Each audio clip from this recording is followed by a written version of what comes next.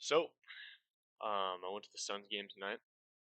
The Suns won, inevitably. It was a very fun ending, not a very fun game. I think those are two very different things. It was the last 8 minutes where everything started to shift. The Suns were down by 14 going into the fourth quarter. The Kings' turnovers, just bad possessions, led to Suns getting open threes. Just a lot of mayhem. I want to see if I can try and find the quarter by. Yeah, so they were up. I mean, yeah, they scored. We outscored them 35-21 in the fourth, and we only beat them by two. So it should really tell you all you need to know. That, yeah, 23-4 run, pretty crazy. And Grayson Allen had 9 threes again. So the dude's on fire. But I'm unfortunately here to talk about the bad. And the bad is this coaching staff. Frank Vogel needs to go, and I'm gonna keep saying it. It's just gonna be what I'm gonna be preaching for the rest of the season. I don't think I've seen such a difference in offenses between teams in a game. Whenever the Suns would have the ball, it would be a isolation into a pick and roll 10 seconds into the shot clock, and then moving it to a corner three, and that's the possession. And that's like repeatedly happening.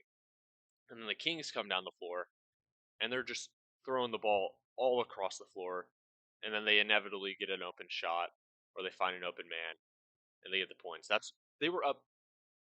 I think the most they had was 20, but I mean they were consistently after the first quarter. I don't think we ever got back into single digit territory until the fourth quarter when we started to make that 24 to, or what was the run? 23-4 run. I think that's when it started to become. I think that's when we closed the gap into single digits. So yeah, we it was a bad game. The Suns lost that game, even though it's a win in the record book. Suns lost that game. So there's a couple of points here that I want to talk about.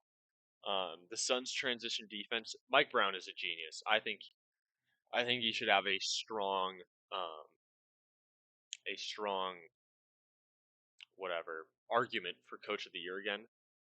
It was really impressive how he exposed our defense from the Suns' transition defense being so slow and so lackadaisical that they were. I think for the first quarter, I think they might have had half of their points come off of. It wasn't even like the Suns missing the ball and then them getting a shot off in transition.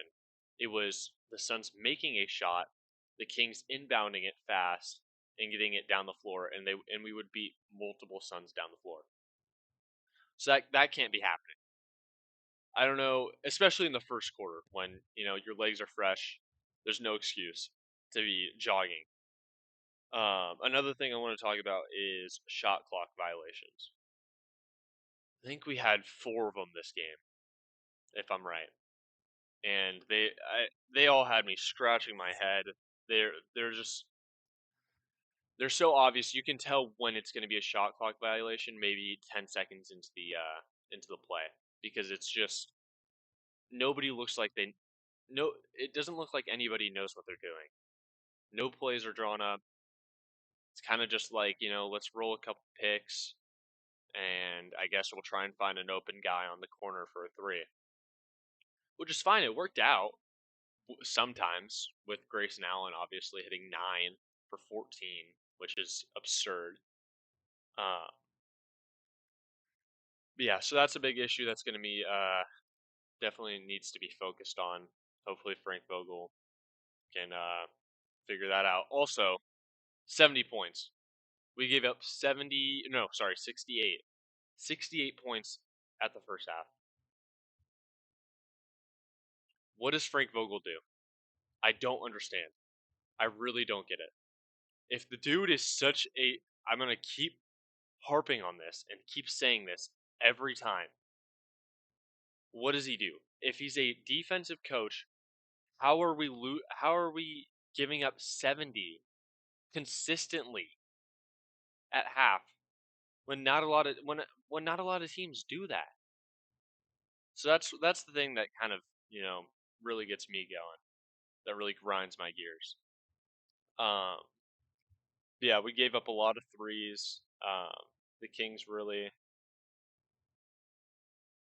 yeah. So the Kings they were setting a lot of they were kind of they were exposing our defense against threes and how it's not good. There were a couple plays where they would set a high pick and roll at the top of the 3 point line for Kevin Herter, and Kevin Herter would just be wide open and take a fadeaway three. And I think he only hit one of three or maybe two of three. I think they only did it 3 times, but I mean, it was effective. It got him an open shot, and that's a 3 point shooter, so he's gonna make those shots, which he did. And then another thing I want to talk about is how the Suns are giving up easy lays, easy shots for a three, which isn't even like wide open. I saw one today where Nurk was, I don't know who he had on him, but it was a smaller guy, and he had a perfect lane for a layup, and then passed it out to either Grayson Allen or Eric Gordon. I think it was a bad pass, didn't work out. We didn't score on that possession. I remember that. And then another one with Eric Gordon, I think ended in a shot clock violation, but he drove into the paint and with like 1 second left on the shot clock, just kicked it out for a three, which we didn't even get the shot off. I'm pretty sure, if I remember that right. But it was something along that lines with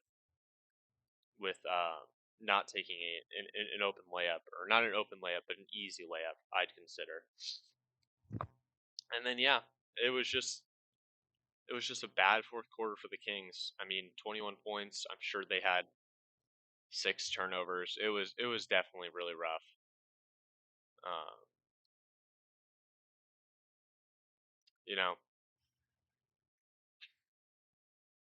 and they couldn't buy a bucket. It was tough for them.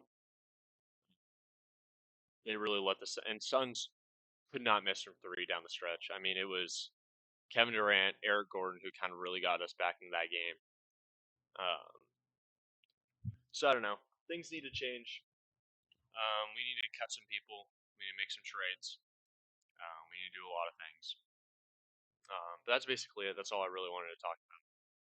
Um, Keegan Murray didn't have as great as a game as I thought he would, or I thought he would have tried to get the ball out more, try to shoot it more. But still shot really well actually. But yeah, that's all I really wanted to talk about. So